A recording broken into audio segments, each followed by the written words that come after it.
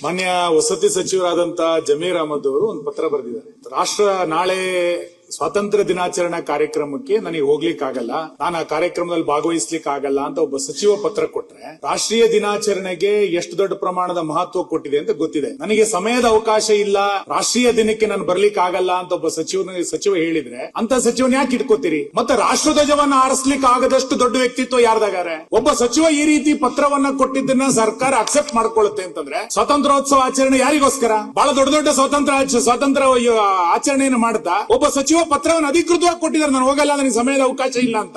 ಅದನ್ನು ಮುಖ್ಯಮಂತ್ರಿಗಳು ಒಪ್ಕೊಳ್ತಾರೆ, ಬದಲಾಯಿಸ್ತಾರೆ ಅಂತಂದ್ರೆ ಏನ್ ರಾಷ್ಟ್ರೀಯ ಧ್ವಜಕ್ಕೆ ರಾಷ್ಟ್ರೀಯ ಆಚರಣೆ ಗೌರವ ಇಲ್ಲೇನೋ? ಸ್ವಾತಂತ್ರ್ಯ ದಿನಾಚರಣೆಗೆ ಹೋಗ್ಲಿಕ್ಕೆ ಆಗದಲ್ಲೇ ಇರುವಂತ ಸಚಿವ ಯಾಕಿರ್ಬೇಕಾದ್ರೆ ಸದನದಲ್ಲಿ?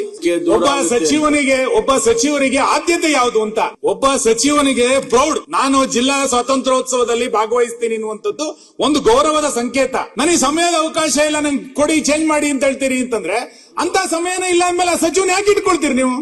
ರಾಷ್ಟ್ರಧ್ವಜ ಹೊರಿಸಲಿಕ್ಕೆ ಸಮಯ ಇಲ್ಲ. ಅವ್ರು ಹೇಳಿದಾರೆ ಇಲ್ಲಿ 15/8/2026 ಸ್ವಾತಂತ್ರ್ಯ ದಿನಾಚರಣೆ ಧ್ವಜಾರೋಹಣ ಹೊಣೆಯಾರಣಕ್ಕೆ ನೀಡಿದ್ದು ನಾನು ಹಾಜರಾಗಲು ಸಾಧ್ಯವಾಗುವುದಿಲ್ಲ ಅಂತ ಕೊಟ್ಟಿದ್ದಾರೆ. ಏನ್ ಹಂಗಾರ ಅರ್ಥ? ಏನ್ ಆರೋಗ್ಯ? ಯಾರ ಆರೋಗ್ಯ?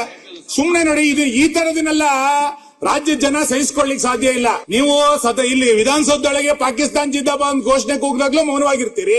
ಒಬ್ಬ ಸಚಿವ ರಾಷ್ಟ್ರಧ್ವಜವನ್ನು ಆರಿಸ್ಲಿಕ್ಕೆ ನಾನು ಹೋಗಲ್ಲ ಅಂತಂದಾಗ್ಲೂ ಕೂಡ ಮಾತಾಡ್ತೀರಿ ಅಂತಂದ್ರೆ ಪರಮೇಶ್ವರ ಇದನ್ನ ಸಮರ್ಥನೆ ಮಾಡ್ಕೋಬೇಡಿ ನೀವು. ಯಾರು ಹೇಳಿದ್ದಾರೆ?